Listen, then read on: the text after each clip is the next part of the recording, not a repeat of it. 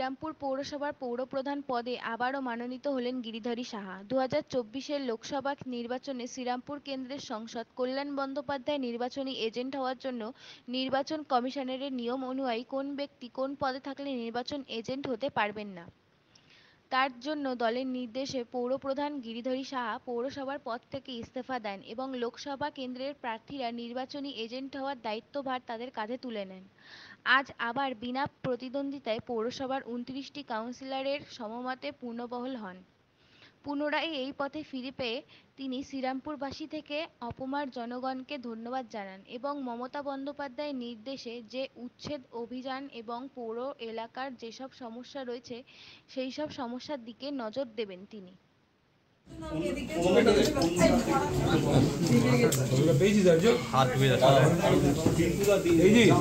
একটু বসে যাও দিদি, একটু বসে যাও দিদি, একটু বসে যান এদিকে এদিকে এদিকে ধরবে। হ্যাঁ ঠিক আছে। কিন্তু আমাদের যারা দায়িত্বে ছিলেন কয়েকদিন আগে, আপনারা জানেন বা 4-5 দিন আগে স্টেশন চত্বরটা আমরা সার্ভে করেছিলাম কয়েকজন সিআইসি এবং আইসি কে নিয়ে। মোটামুটি আমরা সেইভাবে উদ্যোগ নিচ্ছি। আমাদের একটাই কথা হচ্ছে, পথ হচ্ছে পথচারীর জন্য, পথে চলার জন্য, নট ফর পথটা ব্যবসার জন্য। একটা মানুষকে আমি দয়া করেছি বলে তার এই মানে এই নয় সে পথে বসে ব্যবসা করবে। অতএব পথটাকে ক্লিয়ার করতে হবে, মানুষের যাতায়াতের ব্যবস্থা করতে হবে এবং আমাদের ড্রেনের নিকাশি ব্যবস্থা সেটাও যাতে বহাল থাকে তারটাও সচেষ্ট হতে হবে তাদের।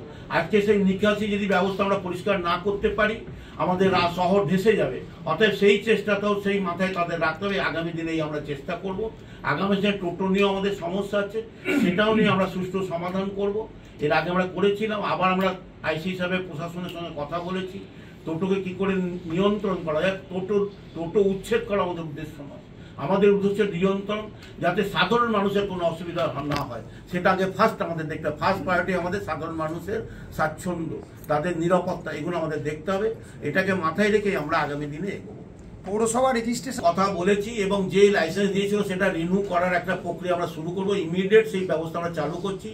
যারা বেআইনিভাবে করছে তাদের এখান থেকে আমরা সরিয়ে দেবো। প্রশাসন আমাদের সেইভাবে কত সহযোগিতা করবে। আর শহরের গুরুত্বপূর্ণ আমাদের শ্রীরামপুর পৌরসভা আমরা আসার পর শ্রীরামপুর পৌরসভা অনলাইনে মিউটেশন চালু হয়েছে, অনলাইনে ট্রেড লাইসেন্স হচ্ছে, আমাদের বিভিন্ন কাজকে আমরা অনলাইনে নিয়ে যাচ্ছি এবং আগামী দিনে ট্যাক্সটাও অনলাইনে আমরা করব।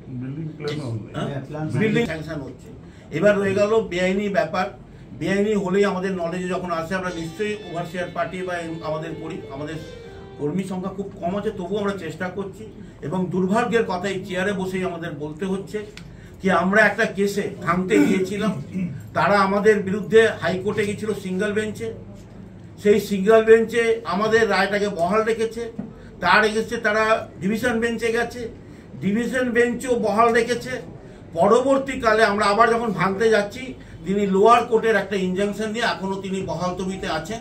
আমরা আইনের লড়াই করছি, পৌরসভা লড়াই করছে, যেদিন আমাদের ক্লিয়ার হবে আমরা ওটাকে ভেঙে দেবো। 2022 সালে 21শে মার্চ পৌর প্রধানের দায়িত্ব গ্রহণ করেছিলাম এবং আমার দলের নির্দেশ, দলের হুইপ ছিল কি আমাকে পৌর প্রধান হিসাবে আমাকে মনোনীত করা হয়েছিল এবং আমার সকল পৌর সদস্য যারা ছিলেন সমস্ত পৌর সদস্য নির্দ্বিধায় তারা একমত হয়ে আমাকে সমর্থন করেছিলেন। সেই হিসাবে দায়িত্ব পালন করেছিলাম পৌর প্রধানের। বর্তমানে আসন্ন লোকসভা নির্বাচন, বিগত লোকসভা নির্বাচনে আমার দল তৃণমূল কংগ্রেসের পক্ষ থেকে এবং মমতা বন্দ্যোপাধ্যায়ের স্নেহধন্য কল্যাণ বন্দ্যোপাধ্যায়কে এখানে প্রার্থী রূপে লোকসভার ৪র্থবারের জন্য প্রার্থী করা হয়েছিল এবং সেই এতে দলের থেকে ঠিক হয়েছিল কি আমাকে কল্যাণ বন্দ্যোপাধ্যায় আমাদের লোকসভার প্রার্থী, তার ইলেকশন এজেন্ট হতে হবে। কিন্তু ভারতবর্ষের নির্বাচন বিধি অনুসারে, নির্বাচন কমিশনের বিধি অনুসারে আমাকে চেয়ারম্যানের পদ থাকলে ইলেকশন এজেন্ট হওয়া যাবে না এবং তার সিকিউরিটি থাকলে হবে না। আমার সিকিউরিটি ছিল না কিন্তু আমি চেয়ারম্যান পদে ছিলাম। আমার কাছে একটা চ্যালেঞ্জ ছিল আমি কোন পদটা গ্রহণ করব, কিন্তু আমার মনে হয়েছে কি আমি দলের একজন সৈনিক, একনিষ্ঠ সৈনিক, দল আমার কাছে আগে, তাই চেয়ারম্যানের পদকে ত্যাগ করে আমি দলের নির্দেশ পালন করেছিলাম এবং কল্যাণ বন্দ্যোপাধ্যায় ইলেকশন এজেন্ট হয়েছিলাম এবং আমরা এই নির্বাচন মিটে গেছে। এখন আমার দল আবার বলেছে আপনি আপনার পদে চলে যান।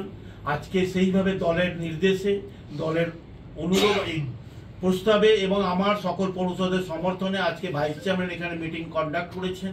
এই স্পেশাল মিটিং একটাই এজেন্ট ছিল, পৌর আইনের 50 নম্বর ধারায় কি আজকে এই যে ভেকেন্ট পোস্ট ছিল সেটাকে ফিল আপ করতে হবে। আজকে আমরা নির্বাচিত হয়েছি।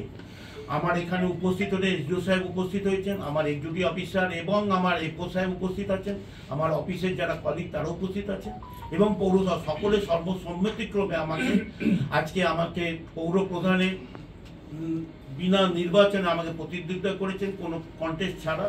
আমি আজকে আবার পুনর্বহাল হয়েছি।